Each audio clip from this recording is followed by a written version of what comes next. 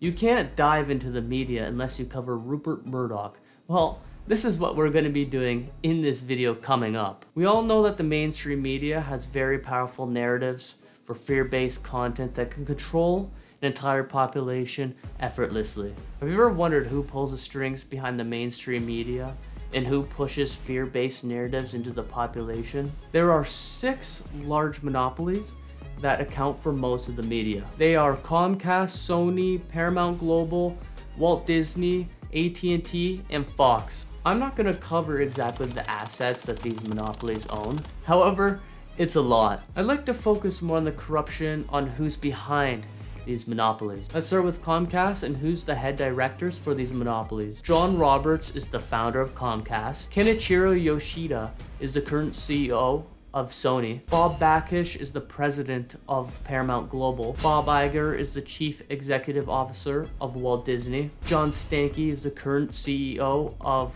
AT&T. And last but not least, Rupert Murdoch, and he's the founder of Fox. We all know that the media companies lobby the government legally by bribery of millions of dollars. However, there's an emphasis on the Murdoch family and their own corruption, specifically starting with Rupert's lobbying methods. Murdoch's companies have often lobbied on issues related to ownership laws and regulations, meaning he wanted to allow further monopolization opportunities for his media companies. He lobbied defamation laws in various countries so that he could report media more freely with less accountability and liabilities for his media company. Lachlan Murdoch, Rupert's son, is the executive chairman of News Corp, and he lobbied the United States government for $1.72 million in 2020. Rupert and his youngest son, James, have both been involved in a phone hacking scandal in 2011. It's been found that they've both been engaged in an illegal phone hacking scheme, which included News of the World, who've been seeking voicemail information. The information came from celebrities, politicians, members of the royal family, and Millie Dowler. Millie Dowler has been attacked during a school shooting. The Murdochs wanted to scoop stories with the information they found through her voicemails, which of course violates privacy rights. This led to police bribery and influence on public officials. James Murdoch was the CEO of 21st Century Fox in 2015 to 2019.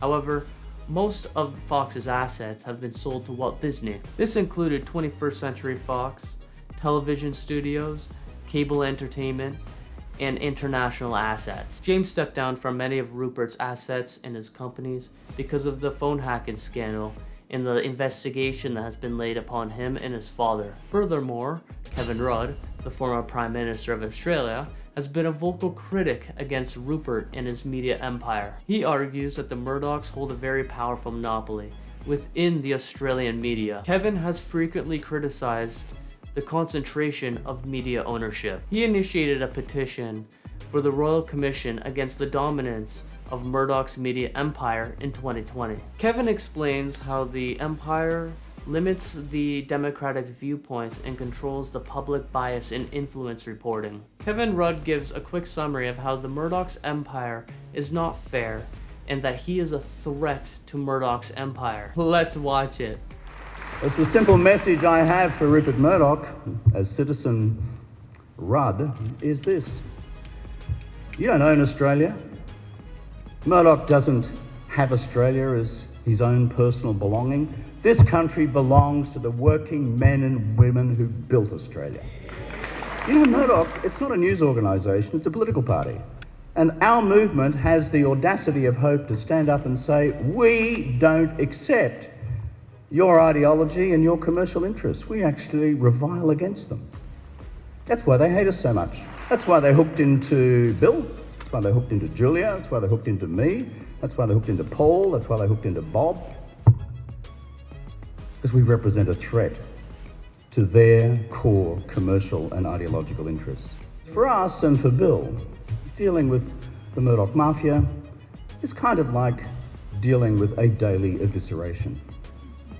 It ain't fair, it never will be, and as soon as we acknowledge that fact, the better we will be in our response. Kevin gave a good stance against the Murdoch Mafia, and it's clear that you cannot be confused on his position of debate. So in the end, does this really solve anything?